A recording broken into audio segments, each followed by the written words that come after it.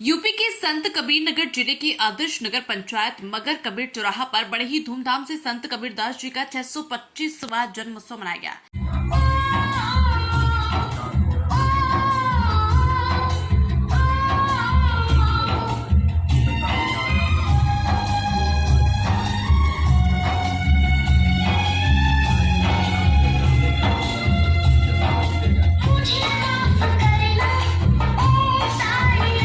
ऐसी मान्यता है कि कबीरदास जी ने न सिर्फ एक संत थे बल्कि वे एक विचारक और समाज सुधारक भी थे।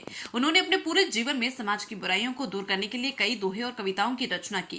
लोक नाट्य समारोह होगा और उस लोक नाट्य समारोह में आप देख सकेंगे सीता स्वयंवर यानी रामलीला, हरिश्चंद्र तारामती और ब्रिज के लोक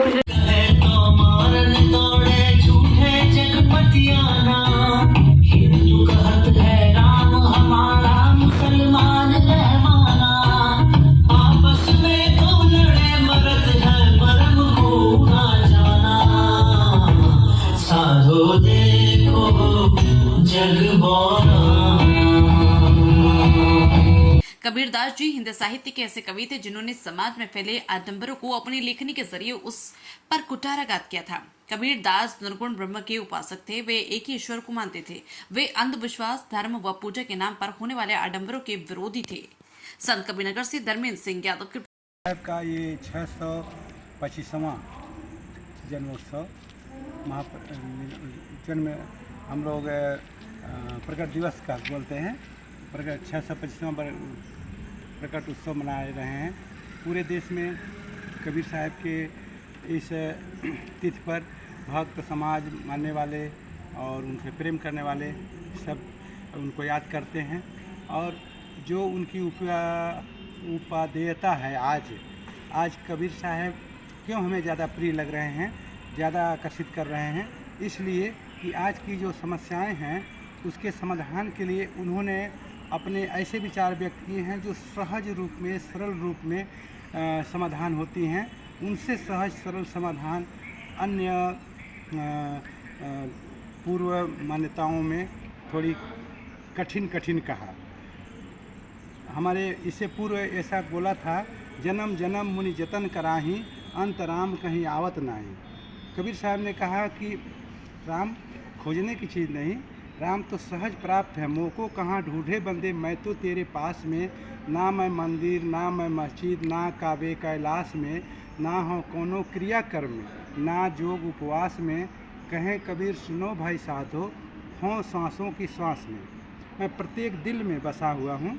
मुझे खोजने के लिए गंगा सागर और हरिद्वार काशी जाने की ज़रूरत नहीं है, मैं पास में हूँ। तो इस तरह से कबीर साहब ने खड़श्री तपस्वी और घर छोड़ दो, स्त्री छोड़ दो, दुकान छोड़ दो, खेती छोड़ दो और जंगल चले जाओ, झाड़ी चले जाओ और कंदरे में जाके तपस्या करो, ऐसा सब मना कर दिया। कहा नहीं, तुम जहाँ हो वहीं खेती में, किसानी में, दुकान में बैठे हुए जो कार्य कर रहे हो उसी को राम का काम समझ के कर दो।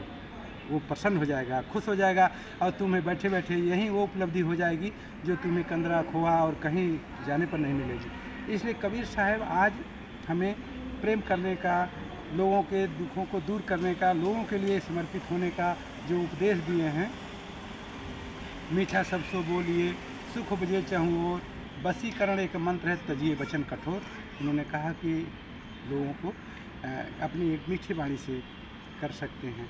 ऐसा कबीर साहब के प्रति हम लोग आज उनके जन्म पर संवेदना को, सौहार्द और एकता का संदेश व्यक्त करते हैं। काशी में मरने पर स्वर्ग और मगहर मिलने के मिथक को कबीरदास जी ने तोड़ा था। हाँ जी, क्या कहना चाहेंगे कुछ? हाँ जी, क्या काशी क्या ऊसर मगहर कहकर उन्होंने जो मान्यताएं थी ऐसी, एक को ऊसर और दूसरे कर्म को क्षय करने वाला, एक को कर्म को बढ़ाने वाला स्थान माना गया था।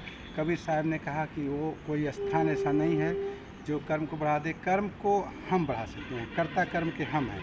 तुम कहीं भी करो, मगहर में करो कि काशी में करो, अगर दिल से करते हो कर्म, कर वहीं अवल आपने, छाड़ बिरानी आस, जाके अगर नदी बहे सो कसमरे पियास। उन्होंने कहा कि वो पीछे पीछे हरि फिरे कहत कबीर कबीर, वो आ जाएगा तुम कर्म करो कहीं भी करो।